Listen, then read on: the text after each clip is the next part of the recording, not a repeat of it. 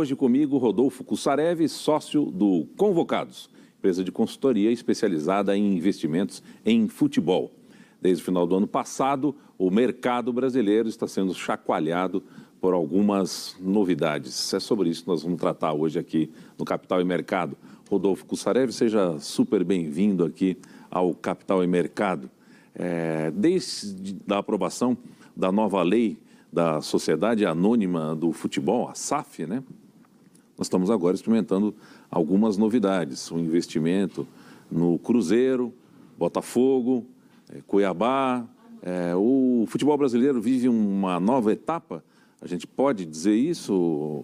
Ou estamos assistindo um pouco mais do mesmo, do que já aconteceu com Lei Pelé, Lei Zico, Profut e tantos outros movimentos para tentar salvar os clubes, ou pelo menos os grandes clubes nacionais, né, Rodolfo?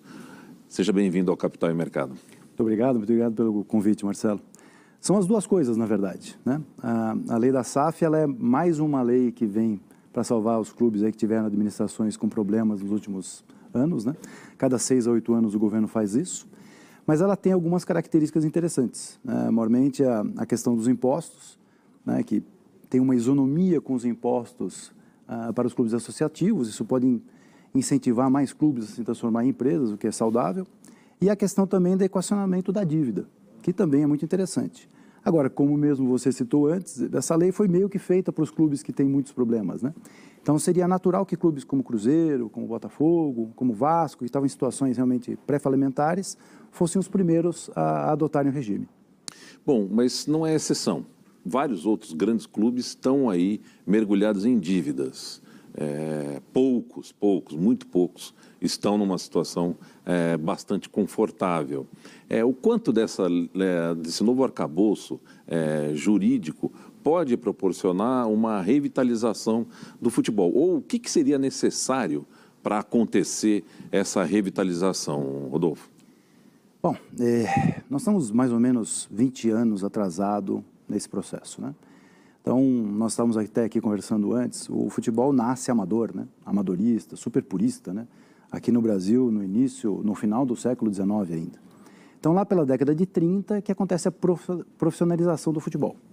Hoje nós estamos passando para essa segunda etapa, ou terceira etapa desse processo, que na Europa aconteceu há 20 anos atrás. Então, eu acho que para nós que estamos chegando atrasados, sempre tem essa vantagem de poder ver o que aconteceu lá e corrigir os erros, né? E pelo menos saber o que vai acontecer. Um primeiro ponto é a transformação dos clubes em empresas. Isso é uma questão necessária, né? Um dos maiores problemas do futebol brasileiro é o drive político. Então, transformando os clubes em empresa, você consegue tirar esse drive e isso já melhora muito, inclusive questões de planejamento. O segundo ponto é o que acompanha a lei. Então, é o que a gente fala que é do lado de fora do portão do clube.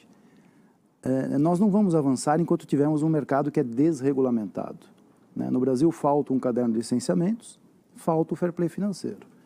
São essas duas coisas que vão fazer o mercado brasileiro se ajustar e, por exemplo, evitar que um clube chegue a ter uma dívida de 1 bilhão, como é o caso, né? Não quero aqui ficar citando clubes nem nada, mas o Atlético Mineiro, com a dívida que tinha, ele na Europa não seria nem permitido disputar o campeonato. E é o atual campeão brasileiro. Então, esse tipo de coisa precisa vir até antes desse processo da SAF.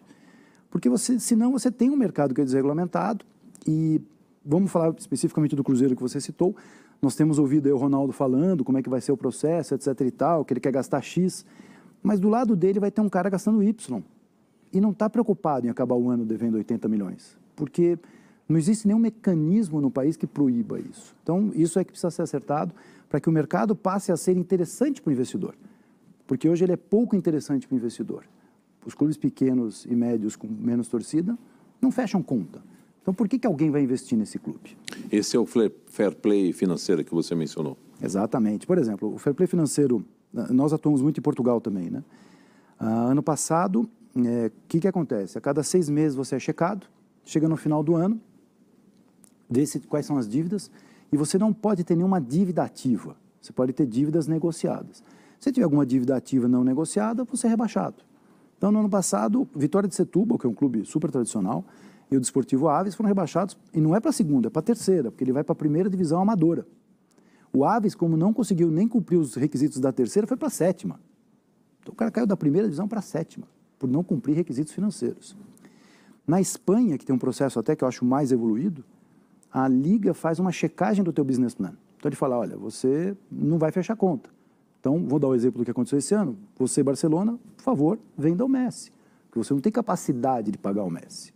E aqui não existe regulamentação nenhuma, então cada clube faz o que quer, né?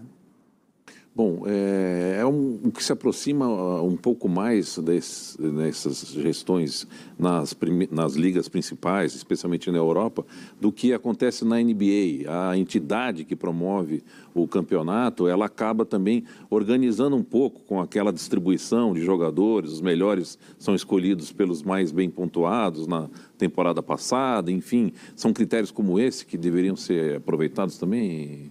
As ligas americanas têm um controle acima da média, né?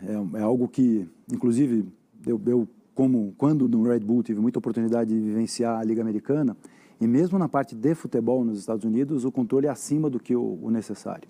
Mas são outros modelos, né? Mas o que se aplica no futebol no mundo inteiro e nas principais ligas do mundo são controles financeiros. Não chega a esse nível do controle da distribuição de jogadores ou coisas do gênero.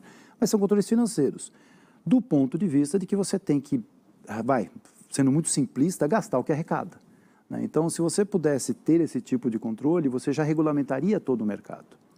Eu pego um time de segunda divisão em Portugal, por exemplo, a média de salário, ela deve ser, sei lá, talvez 20% a 30% do que se paga na segunda divisão aqui.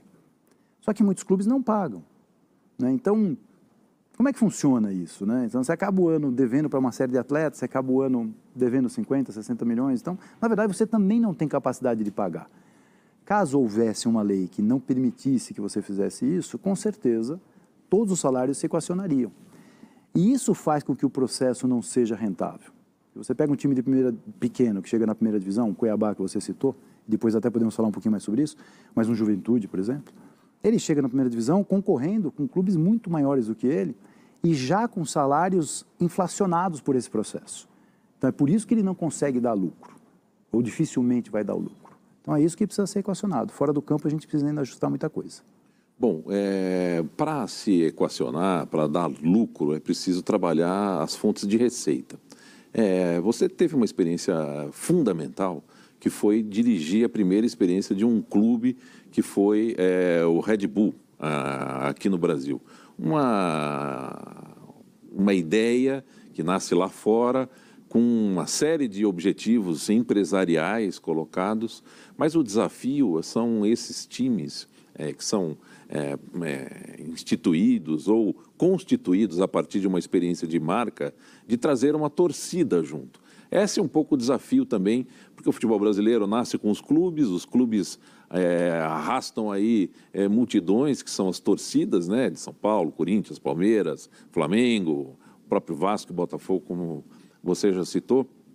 Esse é o desafio, um pouco de fazer essa transição dos clubes que tinham torcidas para esse modelo de clube-empresa? Olha, Marcelo, sim e não. Porque eu queria dar um dado, até nas palestras que eu dou, enfim, eu sempre coloco o último slide, é o seguinte, é a evolução do crescimento de quanto o futebol tem movimentado de dinheiro no Brasil versus o nosso PIB, dos últimos 10 anos. Então, o nosso PIB faz assim, né? Ultimamente mais assim, e o futebol só faz assim, né? Nós tivemos um crescimento nos últimos 10 anos parecido com o da Premier League, em termos percentuais. Então, o que acontece aqui é uma má gestão.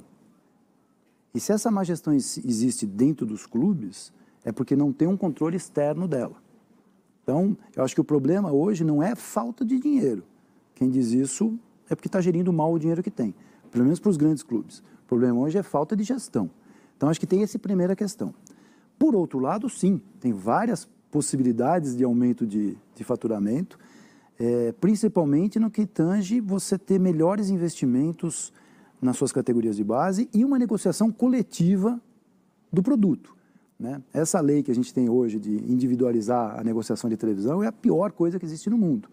Todas as ligas da Europa migraram para processos centralizados e aumentaram em 30% a 40% as suas arrecadações. Então, a gente deu um passo para trás ano passado, vai ter que dar alguns passos para frente. Quem sabe a Liga um dia pode ser a centralizadora disso, mas isso também vai ser um modelo que poderá facilitar a entrada de mais dinheiro no mercado.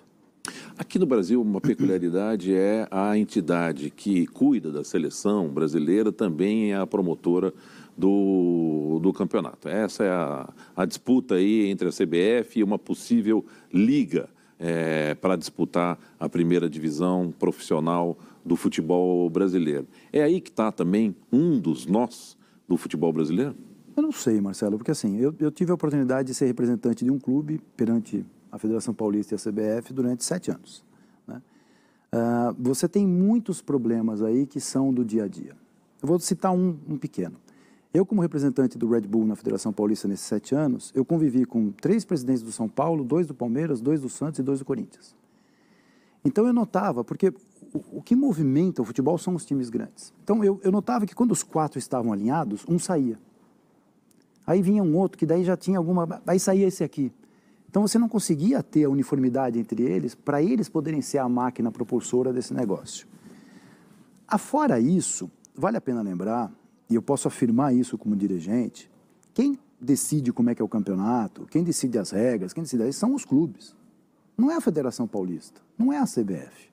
Se hoje a gente não tem um caderno de licenciamento ainda, e eu em 2016 fiz uma palestra lá na CBF sobre isso, reclamando que estava atrasado, nós estamos em 2022, não foi implantado, é porque os clubes não querem. Não é só um problema da CBF. Então, eu não sei se a simples transformação em liga seria suficiente, porque são as mesmas pessoas. Eu não sei se isso vai resolver. Eu acho que talvez para isso a SAF seja interessante. Então, a partir do momento que você tem um Ronaldo, que você tem um Textor, que você vai ter aí, tem Red Bull, tem de repente um empresário do Cuiabá, e vai ter mais, sei lá, tem o Atlético Paranaense, talvez mais, já temos 5, hein? De repente, se tiver 10 ou 15 empresários, pessoas que sabem que isso é um business, que tem que tratar de uma forma diferente, você começa a ter a maioria para implementar essas mudanças que são necessárias. Hoje, não acredito muito ainda não.